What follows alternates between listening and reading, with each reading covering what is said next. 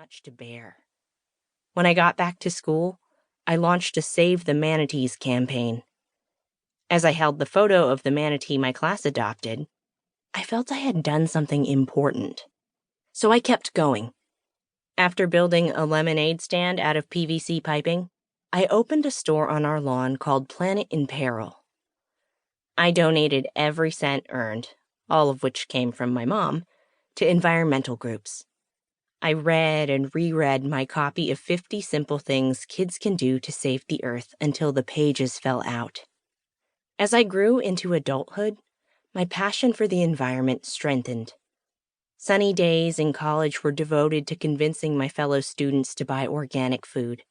Graduate school involved organizing bike rides and poetry slams to raise money for climate change advocacy. Once I was in the working world, I planted community gardens and taught composting workshops. I even froze my butt off marching against the Keystone XL pipeline while I was 5 months pregnant. When my children were born, all of this came into question. Raising kids takes time and makes you rethink your priorities. Some activities I ramped down. Attending weekly community meetings seemed less important than putting my kids to bed. Weekends became sacred family time. Any parent with a passion knows the struggle. But most things I turned into family affairs, with all of the ups, downs, and altered expectations anything with small children involves.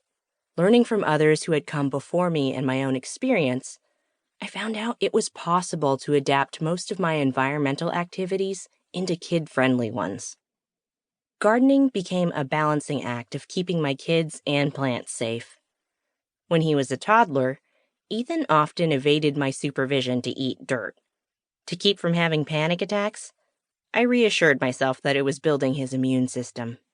Dylan took great pride in watering the blueberry bushes and has since expanded to the entire garden. While he uses the hose these days, he used to fill his watering can from the rain barrel. He often sprayed water all over himself. One time, after the 5th incident that month, he yelled, "I'm all wet!" I was so over him insisting he could control the hose that I just responded, "Yeah, I see that." Natural consequences for the win. But despite many incidents of dripping sneakers, he still comes out to water the garden. His loyalty isn't unusual. A number of studies show children often find great fulfillment in participating in school, home, and community gardens. Transportation became even more of a challenge, but I was determined to remain a one-car family. To walk long distances, we purchased a stroller designed to handle city streets and bumpy sidewalks. When Dylan was born, I managed my postpartum anxiety by taking daily walks, pushing him all over the neighborhood. When our family expanded to 2 kids, Dylan started using his own feet. While walking to the grocery store with a preschooler tests your patience, by age 4, he had the stamina and attention to walk more than a mile. While there are plenty of days I want to hurry, the time spent picking dandelions in abandoned lots, saying hello to the neighbor's dog, peering at spider webs, and watching for trains have been some of my favorites. Observing my child's thoughtfulness toward the world, I see a kid who knows how to spot beautiful things. Since then, I've learned that other families who walk for transportation find the slower pace connects them more to their neighborhood and each other as well.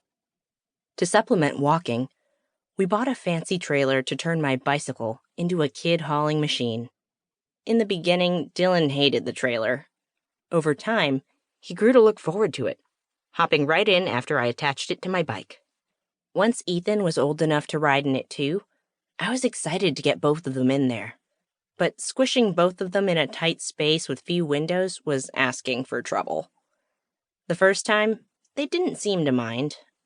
Although I scrambled to keep them from fussing with my brakes or licking bike grease, everyone got home safe and calm. But the second time, Ethan had other plans. As I tried to strap him into the trailer for our trip home, he screamed like he was being murdered. My eyes darting around the strip mall parking lot, I hoped no one thought I was kidnapping him in the slowest and most awkward way possible. Sadly, not long after Ethan finally started enjoying the bike trailer, it bit the dust. Through time, it had suffered flat tires.